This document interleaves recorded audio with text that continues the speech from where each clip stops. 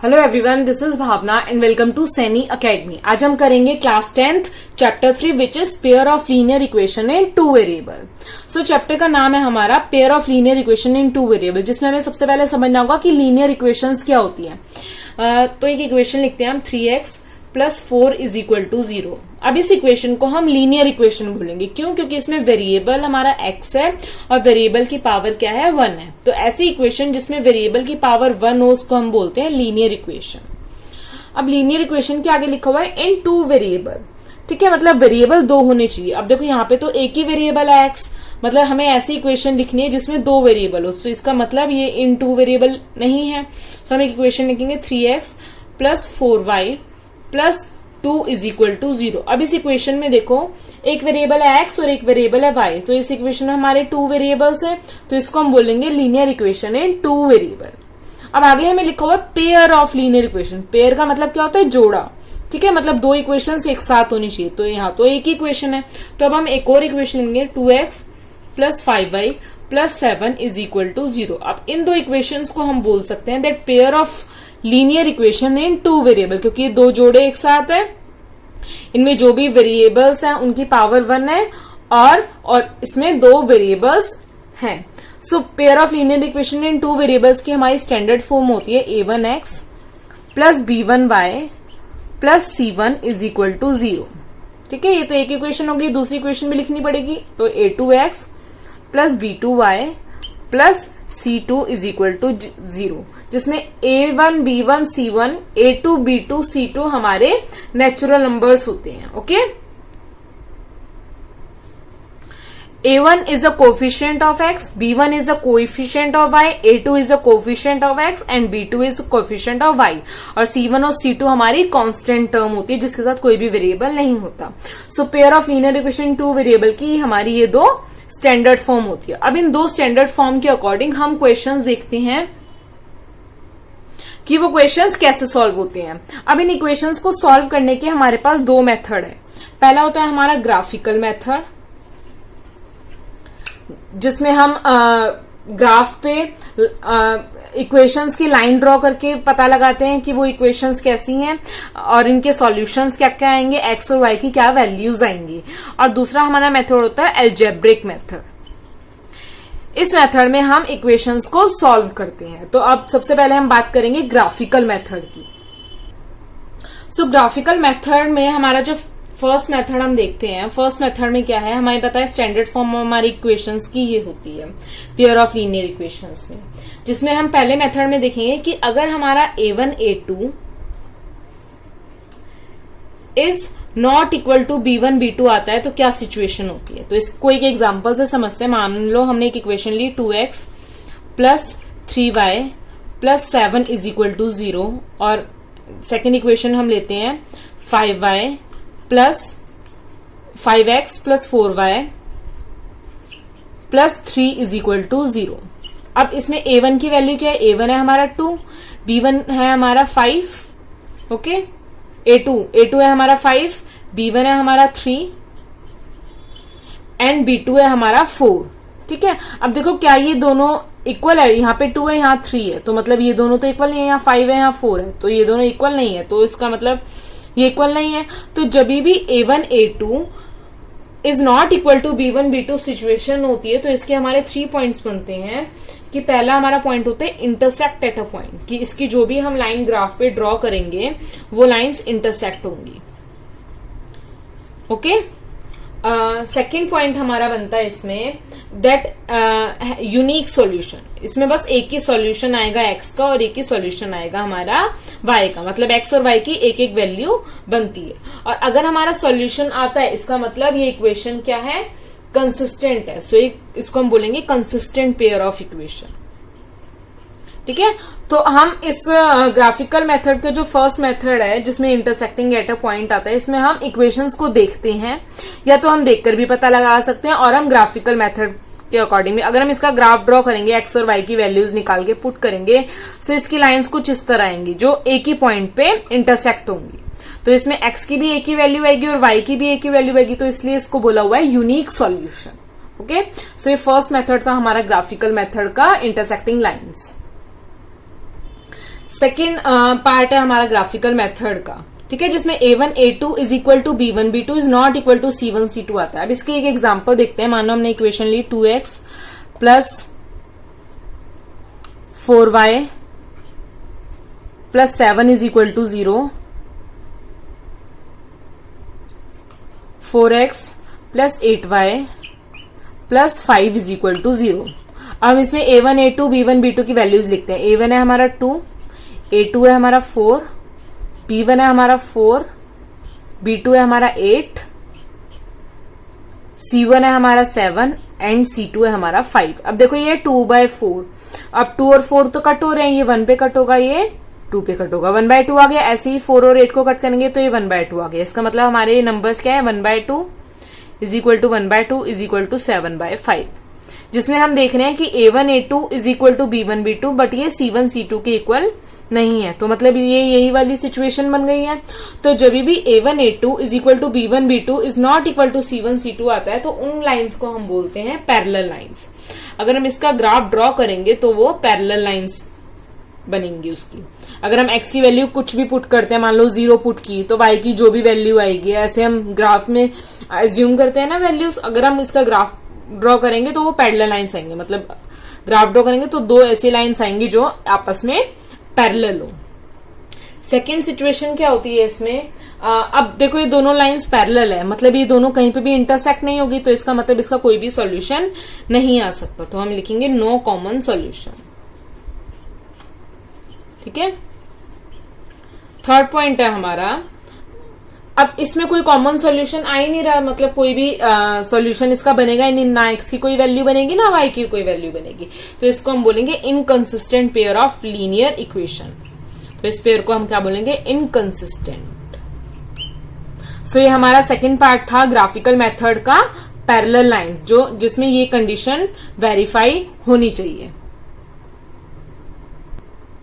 Third part है हमारा जिसमें A1 A2 is equal to B1 B2 is equal to C1 C2 होता है, ठीक है। तो एक एग्जांपल लेते हैं इसका, जैसे हमने लिया 2x 6x plus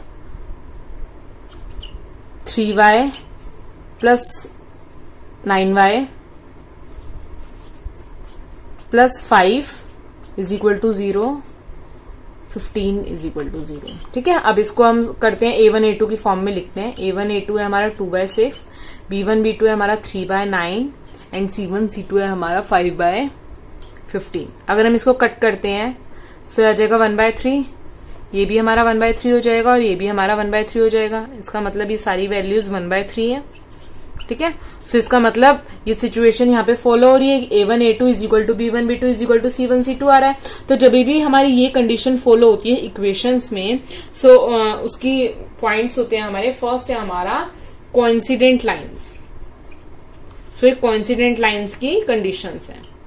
coincidence lines का मतलब क्या होता है, जैसे हमने कोई ग्राफ ड्रॉ किया, अगर हमने मान लो जो हमारी फर्स्ट इक्वेशन है 2x plus 3y plus 5 is equal to 0, इसका हमने लाइन ड्रॉ की तो ये लाइन हमारी आ गई, ठीक है। और सेकंड अगर हम सेकंड ग्राफ की लाइन ड्रॉ करते हैं तो वो लाइन भी इसी लाइन के ऊपर आती है, ठीक है। तो मतलब इन दोनों इक्वेशंस की एक ही कॉमन लाइन होती है, तो उसको हम बोलते हैं कोइंसिडेंट लाइन, की एक ही लाइन पे ही दूसरी लाइन के सारे पॉइंट्स आ रहे हैं, ठीक है। तो अब एक लाइन पे ही दूसरी लाइन के पॉइंट आ रहे हैं, मतलब x की जो वैल्यू होगी वही इस इक्वेशन में, वही वैल्यू हमारी दूसरी इक्वेशन में होगी। तो इसका मतलब इनकी वैल्यूज बहुत सारी होंगी, बहुत सारे सॉल्यूशंस होंगे। तो इसके लिए हम लिखेंगे इन्फिनिटी मैनी सॉल्यूशन।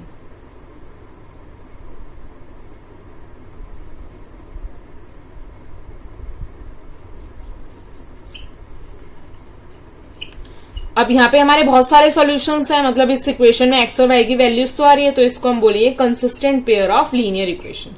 सो इस पेयर को हमारे कंसिस्टेंट पेयर है। कंसिस्टेंट जिसमें हमारी x और y की वैल्यू आती है उसको हम कंसिस्टेंट बोलते हैं, और जहां पर हमारी x y की वैल्यू नहीं आती है, जैसे हमने पैरेलल लाइंस के बारे में देखा था, वहां पे हमारे वैल्यूज ही नहीं आ रही थी x और y की, क्योंकि वो लाइंस आपस में इंटरसेक्ट ही नहीं है, तो वो इनकंसिस्टेंट है। बाकी हमारे दोनों मेथड कंसिस्टेंट होंगे। सो ग्राफिकल मेथड के अभी तक हमने 3 पार्ट्स पढ़े हैं। सो इन पार्ट्स के अकॉर्डिंग हम ग्राफ ड्रॉ करके भी बता सकते हैं कि कैसे वो इक्वेशंस कैसी है, कैसे लाइन ड्रॉ होंगी और क्या क्या वैल्यूज आएंगी। बेसिकली हमें इक्वेशन दी होती है और हमें ग्राफ पे ड्रॉ करके एक्स और वाई की वैल्यूज निकालनी होती है, जो हम ग्राफिकल मेथड में यूज करते हैं। ऐसे इक्वेशन हमारे एग्जाम में आते हैं, ठीक है। यहाँ हम ऐसे क्वेश्चन आते हैं, हमें इक्वेशन दी हुई होती है, इक्वेशन देखकर ही हमें ये सिचुएशन देखनी है और सिचुएशन देखकर हमें पता लगाना है कि क्या वो पैरेलल लाइंस है, इंटरसेक्टिंग लाइंस है या कोइंसिडेंट लाइंस है।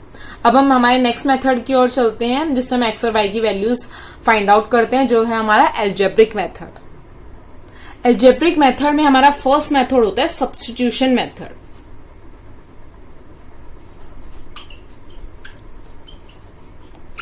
जिससे हम एक्स और वाई की वैल्यूज फाइंड आउट करते हैं।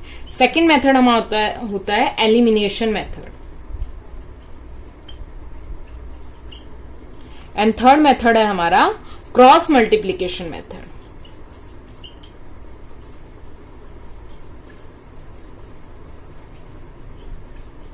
तो सबसे पहले हम बात करते हैं हमारे सब्स्टिट्यूशन मेथड की। सब्स्टिट्यूशन मेथड का हम एक एग्जांपल लेते हैं। मान लो हमने इक्वेशन ली x plus y is equal to 4 और एक इक्वेशन ली x minus y is equal to 2। Substitution method में हम इक्वेशन में x और y की वैल्यूज कैसे निकालते हैं हम वो सीखेंगे इसमें। मान लो हमें ये इक्वेशन दी है, हमने इसका नाम लिया इक्वेशन 1 और इसका नाम रख दिया हमने इक्वेशन 2। सब्स्टिट्यूशन मेथड में हम क्या करते हैं, हम इक्वेशन 1 या 2 कोई भी एक इक्वेशन ले लो, आपकी मर्जी है वो। मैं इक्वेशन 1 ले लेती हूँ। इक्वेशन 1 में सबसे पहले हमें किसी भी एक वेरिएबल की वैल्यू निकालनी है। जैसे हमने x है, x की वैल्यू निकालनी है, तो क्या होगी, यहाँ पे 4 है और y इधर प्लस में, तो इधर जाकर क्या हो जाएगा, माइनस y हो जाएगा। सो हमारी इक्वेशन 3 बन गई है, ठीक है। तो अब x की जो भी वैल्यू आई है ना, फर्स्ट इक्वेशन से हमने x की वैल्यू निकाली है, वो वैल्यू हम सेकेंड इक्वेशन में पुट करेंगे। अब सेकेंड इक्वेशन में x जहां पर है, x minus y is equal to 2। अब इक्वेशन 3 में हमने x की वैल्यू क्या लिखी है, 4 माइनस वाई, तो हम ये इक्वेशन 2 में वैल्यू पुट करेंगे x की प्लेस पे कि x की वैल्यू है 4 माइनस वाई। तो जहां पर x है वहां पे हम लिख देंगे 4 minus y is equal to 2। हम इसको सॉल्व करेंगे। 4 ये minus y minus minus plus होता है, तो हो जाएगा 4 minus 2y is equal to 2 minus 2y। 4 इधर प्लस में है तो उधर जाकर क्या हो जाएगा, माइनस हो जाएगा। सो 2 माइनस 4 हो जाएगा यहाँ पे। So minus 2y is equal to 4 minus 2 गए तो यहाँ पे क्या आ गया, माइनस 2 आ गया। ऐसे ही अगर हम अब y की वैल्यू निकालते हैं तो y क्या आ जाएगा, माइनस 2 अपॉन माइनस 2, जिसमें y की वैल्यू क्या आ गई है, 1 आ गई है। तो y की हमारी वैल्यू 1 आ गई है। सो हमने x की वैल्यू क्या लिखी थी, 4 माइनस वाई। सो जहां पर x की वैल्यू हमने लिखी थी 4 माइनस वाई, y की वैल्यू 1 आई है। सो जहां पर y है हम वहां पे 1 पुट कर देंगे। 4 minus y is equal to 3। तो इसमें हमारी x की वैल्यू क्या आ गई है, 3 आ गई है। सो सब्स्टिट्यूशन मेथड में हम क्या करते हैं, हमें इक्वेशंस गिवन होती है, उस इक्वेशन में कोई भी एक इक्वेशन ले लेते हैं, कोई भी एक वेरिएबल ले लेते हैं, उस इक्वेशन में उस वेरिएबल की वैल्यू निकाल लेते हैं। जैसे कि हमने इक्वेशन 3 में लेते हैं और वो वैल्यू हम जिस इक्वेशन को हमने यूज नहीं किया उसमें पुट कर देते हैं। जब हम पुट करेंगे तो हमें एक वेरिएबल की वैल्यू मिल जाएगी और वही वैल्यू हम नेक्स्ट इक्वेशन में पुट करके हमारा सेकेंड वेरिएबल की वैल्यू निकाल देते हैं। तो इस मेथड को हम बोलते हैं सब्स्टिट्यूशन मेथड। सो एल्जेब्रिक मेथड में हमारा सेकंड मेथड है एलिमिनेशन मेथड। अब एलिमिनेशन का मतलब क्या होता है, किसी भी वैल्यू को हटाना। सो कैसे करते हैं, मान लो हमें एक एग्जांपल लेते हैं। इक्वेशन ली हमने 2x plus 3y is equal to 5। Next equation लेते हैं हम x plus 2y is equal to 1। ठीक है, तो अब देखो हमें दो इक्वेशन गिवन है, इसको हमने मान लिया इक्वेशन 1 और इसको मान लिया इक्वेशन 2। इन इक्वेशन में हमें क्या करना होता है कि वेरिएबल में जो हमारा कोएफिशिएंट है उनकी वैल्यू सेम करनी होती है। जैसे यहाँ पे 3 है, यहाँ पे 2 है, इन दोनों को मैं सेम कर दूं, या तो एक वेरिएबल वाले सेम कर दो या दूसरे वेरिएबल के सेम कर दो। ठीक है, तो हम क्या करेंगे, हम मान लो इस इक्वेशन में अगर इसको 2 से मल्टीप्लाई कर देते हैं, वी मल्टीप्लाई इक्वेशन 2 बाय 2। अगर हम इक्वेशन 2 को 2 से मल्टीप्लाई कर देते हैं तो देखो फर्स्ट इक्वेशन हमने लिखी, पहले फर्स्ट इक्वेशन में 2x plus 3y is equal to 5। अगर सेकेंड इक्वेशन को मैं 2 से मल्टीप्लाई कर देती हूँ पूरी इक्वेशन को, तो क्या बन जाएगी, 2x से मल्टीप्लाई होकर बन जाएगा 2x, 2 से मल्टीप्लाई बन जाएगा 4y, 2 को 1 से मल्टीप्लाई करेंगे तो आ जाएगा 2। तो अब देखो हमने क्या किया, हमने कोएफिशिएंट सेम कर लिए। ठीक है, किसी भी एक वेरिएबल की कोएफिशिएंट सेम कर लूं। मैंने 3 2 ना लेकर मैंने फर्स्ट को ज्यादा इजी समझा जो x के साथ कोएफिशिएंट है, तो मैंने x के कोएफिशिएंट सेम कर लिए। अब जब हमने सेम कर लिए तो इनको हम साइन चेंज करते हैं। अब देखो इनको सॉल्व करने के लिए हम इनके साइन चेंज करते हैं। जैसे यहाँ पे प्लस का साइन है तो ये हो जाएगा माइनस, यहाँ पे प्लस है तो ये माइनस हो जाएगा, यहाँ पे भी प्लस है ये माइनस हो जाएगा। इसके बाद हम सॉल्व करेंगे। 2x में से अगर 2x को माइनस करेंगे तो ये कट हो जाएगा।